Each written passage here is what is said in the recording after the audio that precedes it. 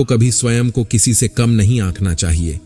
आप जिस तरह खुद को देखेंगे, अन्य लोग भी आपको उसी नजर से देखेंगे। हमें उतना ही सम्मान, यश, प्रतिष्ठा प्राप्त होती है जितना हम स्वयं अपने व्यक्तित्व का लगाते हैं। आत्मनिरीक्षण से आप अपने दैवीय विशिष्ट गुण को बखूबी मालूम कर सकते हैं। शक्ति कहीं बाहर नहीं, हमारे अंदर ही मौजूद है।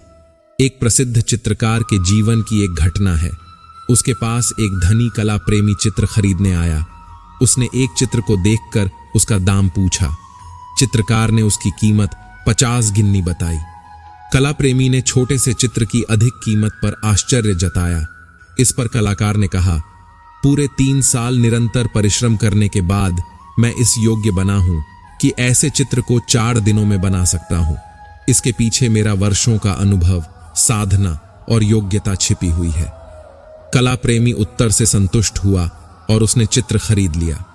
यदि चित्रकार अपनी कला का मूल्य कम लगाता तो निश्चय ही उसे कम मूल्य मिलता, पर उसके आत्मविश्वास और कला साधना की जीत हुई। चित्रकार ने अपने को जितना मूल्यवान समझा, संसार ने उतना ही महत्व स्वीकार किया। हमें उतना ही सम्मान, यश, प्रतिष्ठा प्राप्त होती है जितना हम स्वयं अपने व्यक्तित्व का लगाते हैं। शांत चित्त से कभी कभी अपने चरित्र की अच्छाइयों, श्रेष्ठताओं और उत्तम गुणों पर विचार करें। आप जितनी देर तक अपनी अच्छाइयों पर मन एकाग्र करेंगे, उतना ही वे आपके चरित्र में विकसित होंगी। बुराइयों को त्यागने का अचूक उपाय यह है कि हम एकांत में अपने चरित्र, स्वभाव और श्रेष्ठ गुणों का चिंतन करें और उसमें वृद्धि करते रहें।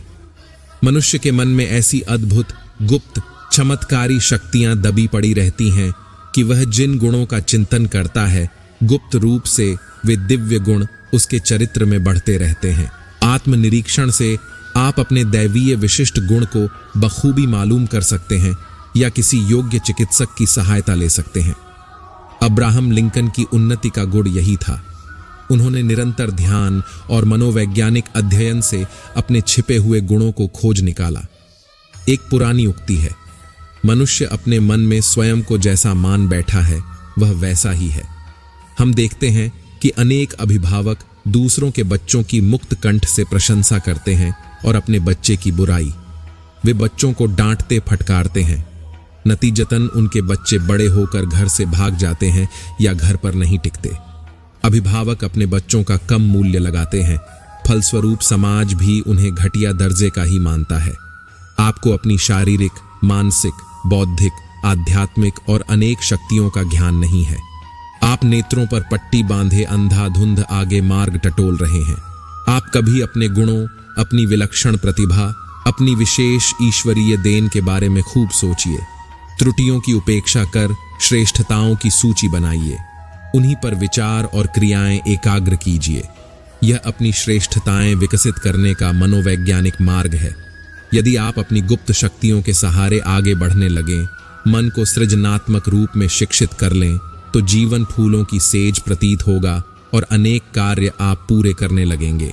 हम पौष्टिक आहार लेते हैं, खूब व्यायाम करते हैं, लेकिन सच्चाई यह है कि शक्ति कहीं बाहर नहीं, हमारे अंदर ही मौजूद है, जो हमारे मन की अवस्था के अनुसार घटती बढ़ती रहती है। दुबले पतले महात्मा गांधी के शरीर में एक दृढ़ निश्चयी मन की ही ताकत थी।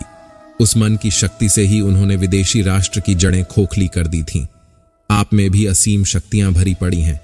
उनकी खोज की जाए तो निश्चय ही आप संसार को चमत्कृत कर सकते हैं। अब आज से आप नए सिरे से अपने व्यक्तित्व का मूल्यांकन कीजिए। दोस्तों, इस वीडियो में बस इतना ही। अपना ख्याल रखना। जय श्री कृष्णा।